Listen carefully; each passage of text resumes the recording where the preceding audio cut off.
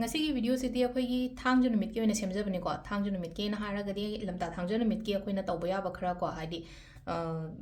fattaba kai ka suguma mayam je chatkhinabani hena khalaga ko haidi pon macha macha macha khara tawse mingonda piba yaba aina kai kai katpa yage mapanda kai da leina ko adu ngasai thangju chu oibani na haidi akhoi gi kaino da chatlaga khya thongda kai da chatlaga kaino gi akhoi mandir leibadu da ko saturday gi khoiramba khopa tawbu da dumba to tawbira shu yai ko ka shubudi kai de adu ga yumda kai da tawra shu yai ko chatpa ko ba pharak tai haraga su aina yumda ko adu ngasai gi akhoi gi lamta thangja na hairabani na ma khasi gi numit sida akhoi karam karamba kai katladi phagadage kai kai tokthokpa yagadage ko haidi katpa khotpa adu du loi tokhrase bangka haidi kari si tawraga na haidi akhoi da amuka henna protections oiro kari oiro chukma mayam je phanaba negativity ke ka laka chahi se hawalakta ngairim dina haidi chahi hawalakta ngai ni tha tara amadi leina je tha tara se phajana chatna bagi damakta meaning jalaga di thabai khang ju yamna kaidana ko adu duna haidi akhoi na khara tawba ya ba khara mayam da share tawjarake ko khwai ahambada ko saturday oiram ni na haidi purifications ki part se an la ase ba imung shengdokpa khotokpa sugumba mayam se ko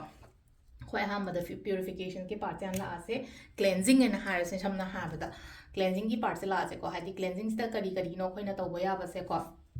khwai first thing ko haidi nganna hawatpa sima lere ko hoi kaino dugi jaga jaga doi matungina nganna hawpa manipudari dum nganna hawpa ai pung 3:30 sai je hawkane ko mapalam da haraga na khra nganba haraga di 5-6 sai je dum ngale na ko ado khatang nganna dum hagot piro ko nganna hagot piro iru paitha jaba khopa loina mak tawre na ko hadi iru jaba khopa loiba khopa ama ma har se na traga hadi iru jaba loira ko na sitpa sengba tora sai ko nganna lubiyo iru jaba matam da hadi take a bath ko hadi yamna nganna ko aduga aman leira ko hadi akhoi gi khitang ne ko akhoi gi gray color gumba khatang amamba machu gumba de set longa se black se especially ko black gumba kai gumba set piro ko hadi nga sai gi khwai ahan bada hadi akhoi na dagi iru luba matam da ko kaino oina hapse ko rock salt gumba hapa su yare natraga na akhoi gi kaino se thoiding amu ba se kitang happy osum kaino to matam da iru zo matam da ko thoiding amu ba isi de ige ko dum do thoiding amuba se katang hapa se ko natraga na ina je hydro rock salt ko adu dum leire ko aduga amana nga sai gi set ka daba color se ko gray hara se ko gray set kera black set kera purple set kera ko ngashi gi numit se sima leire ko aduga pi amot pakot pa leira gadi loi shudok piyo ko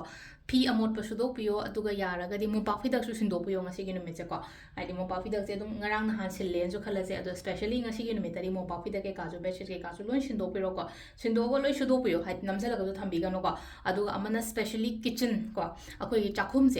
se pak senggan de akoi na hai de dum ka bu na le kolen khala ke no to ro so ko chakhum se yare ngai sit na na sindok piyo khotok piyo adu dum leire ko adu ma akoi na to especially kitchen adegi toilet ko toilet ga has deep cleansing gumba kaina har toilet so akoina hadi ngamde ko te kaina har ga di mingonda singan ba so dum yawi da na ko hadi mapanda ga da le banga yuena har ga di khara mini ga kola sengba ko pa malare do ga hadi sma ko yam kaina mo te dum yara ga di hadi toilet sing biyo kitchen se phadan se na na thambiyo ko dum malare ko aduga ngasai gi imung singdok pa khotok pa se na khoina tawba ya ba se kaino ha kan se da so especially rock salt gumba kai gumba dumaina ha pa ga tawbi ba ko aduga ngasai gi hadi ayuki lai khoram ba se ko lei se angobo gumba kat piyo ko hadi ayuki like khoramba se da lei angobo gumba kat piro aduga chelai na ko hadi ayuki khora kaino se da ko lei angobo kat la se thoiding hamu ba gumba dum ba kat se ko thoiding amu ba gi kabo ko no ma watling da loina lebiro ko thoiding amu ba gi kabo gumba kai gumba dum aina kat piro ko ado si sima khoina kat pa ya ba ge ha na ko mingon da donations ki part mu la se ba ko donation ki part se da na kan yot ki pot gumba kai gumba le ra ga di ko hadi dan to biyo yot se numit lebi ga no ma watling da lebi ra ko aduga nga sai ge yot ki pot gumba ma le na ko hadi iron items ma le re aduga next da ko keno za asa thousand asa thau keno to pesang sa gi kai gi blockages lei ka na khala ga di asa thau se refined oil na te ko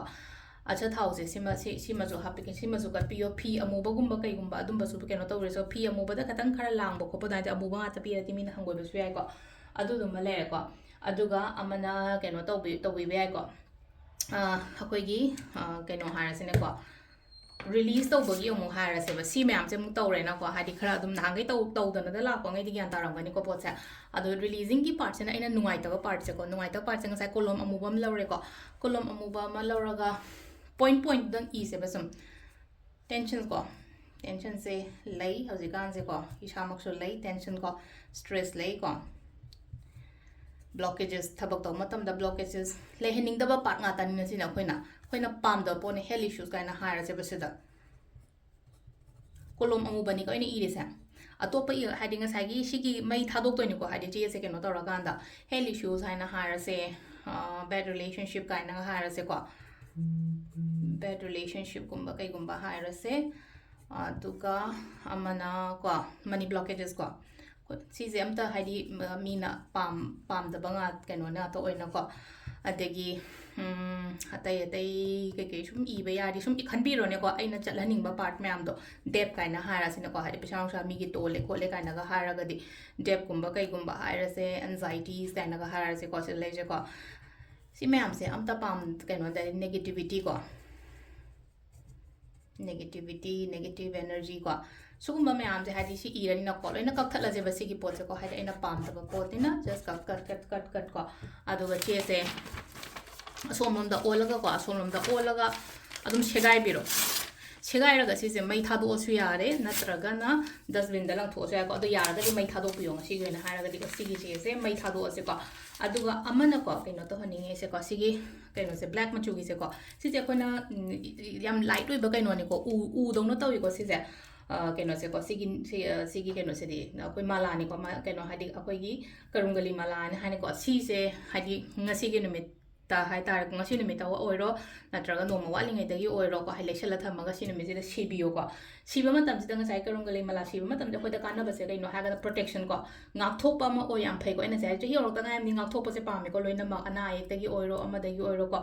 anaba oiro stress oiro kiba oiro anxiety oiro ko sukuma me amam sule ko ana ek ting ngakthokpa ma le ko angang da su sien ba phai ko angang da sien ba phai ara di pe kha ga tha ga do ri angang ei kai oi tar ga su ko angang ei da si ba phai angang ei si ba jina kai no haga da moi da nam ka de focus and concentration kumba kai gumba henga improve to toro ka ne ba mo lai pa ba ko pa da ko health tang phai ba han ngai si ba gyon ha je health na bp gumba BP gumba ma hair se saru sayang na ba khopa ma ha so adu ma le ra ko adu ka karbar to bo ro thaba inkhang gi oiro ama gi ora adu na su si be ai ba sida adu na kamai na no hai ga se da ko gi daw ya na ba ko business success oina ba ai da pan gumba leitana ba ko blockages gumba kai gumba remove to na ba ko adu ma le ko adu aham ba si ba sina kamai to ga da ge ha kan sangoma no ba da ha pe tang cham thop pi ko Kitang sangoma no ba cham thok pi re na ko aduga shibiro ko adu si matam da hadi do and don'ts khar le ko do and don'ts ha ba ya tra dilen ka ko gi sanga gumba cha da ba si kan da ko hadi cha do re ha ra ga su akoi se lok tho tham biro ba nga tang pot se lok tho tham biro aduga hadi ke no to bio hadi akhina toilet chang ba oiro aduga non veg gumba kai gumba cha bi ga no ko se da oina ha ra ga de aduna hadi dum nga ha si aduga thangja no mi si di ya ra ga di si se ko si ba ho bio ko ado sida leire handaki ahamba lamta thangja gi koina tawba ya ba khopa ya ba ko ado mingon da kai da lastly ko mingon da kai da ketang angam ba khra mateng tawbiyo ko tai tawdraga so mingon da mateng tawba sina nga sai na haido asida gumba pi ba khotpa ma incha asa taw do katang pi ba da sum nungai te har ga incha na pi kai ka su loi hapchan biyo gaino sai gi mi du gi imung du gi moma gi darkar me am do du to me am do fulfill loina ba gi damakta mi amana mi ama harau hanba natraga sai mi do na hadi harau matam da khoi da blessings ne phangdoi che nga sai lai da katlu ba kholu ba do hoi khoi thau tham pe no ge na hadi nga sai ai gi na hadi mental ke no gi na hara ga di satisfaction gi na hara ga di nga sai ka tho re phare ha ko ado nga sai gi hadi mi du da ding sai mi du na amaka mai manung da gi tholak pa harau bu du di khoi da adu gi blessings su phangdoi ga hadi mi ngon da kai da du mai na gum mateng gum kai gum to biro ko adu ga last ta nung da wairam acha thau gi mai ama kai ama ma pan da than do piro ꯀꯩꯅꯣꯗ ꯑꯩꯈꯣꯏꯒꯤ ꯗꯤꯋꯥꯂꯤꯒꯤ ꯀꯝꯕꯤ ꯃꯆꯥꯒꯨꯝꯕ ꯂꯩꯅꯀꯣ ꯑꯗꯨꯗ ꯑꯗꯨ ꯅꯠꯇ꯭ꯔꯒꯅ ꯑꯗꯨꯝ ꯇꯦꯡꯀꯣꯠꯀꯨꯝꯕ ꯀꯩꯒꯨꯝꯕꯗ ꯁꯦꯝꯃꯒꯁꯨ ꯌꯥꯏꯀꯣ ꯇꯦꯡꯀꯣꯠ ꯃꯆꯥꯗ ꯁꯦꯝꯕ ꯌꯥꯝ ꯂꯥꯏꯕꯅꯤꯀꯣ ꯑꯗꯨꯃꯁꯨ ꯇꯧꯕꯤꯔꯣꯀꯣ ꯃꯌꯥꯝ